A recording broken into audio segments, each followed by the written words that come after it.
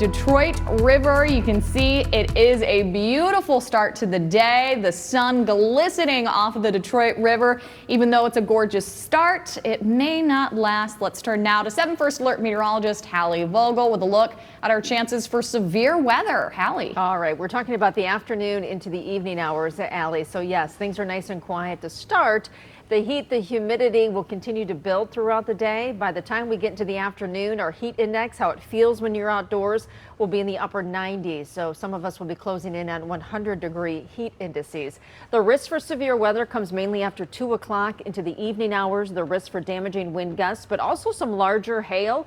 And then there's not a zero chance for a tornado risk, so we have to include that. And then flooding downpours. It's going to be seasonable behind this front on Sunday, and then temperatures will start to rise again midweek. We're at 75 degrees in Detroit right now, 74 in Pontiac, 72 in Port Sanilac. That smaller number in green is the dew point. We show you that because the higher that number is, the more uncomfortable it feels, the more instability we have in the afternoon. We can kind of what we call wring out the atmosphere. When those storms hit, it can bring down some very heavy rain in a short period of time.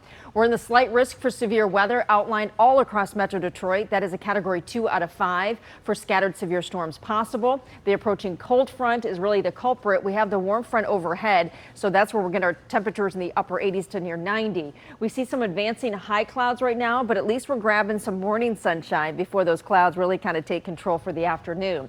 Muggy meter as we run through the day today again is going to be on the high side. We're going to stay in the upper 60s to around 70. Once the front does pass through, it'll pull back and bring some relief. I think it's still going to be a little muggy tomorrow morning, but by the afternoon, 4 o'clock tomorrow, this is nice. Upper 50s to around 60 with temperatures in the mid 80s. That's going to be a nice day for tomorrow.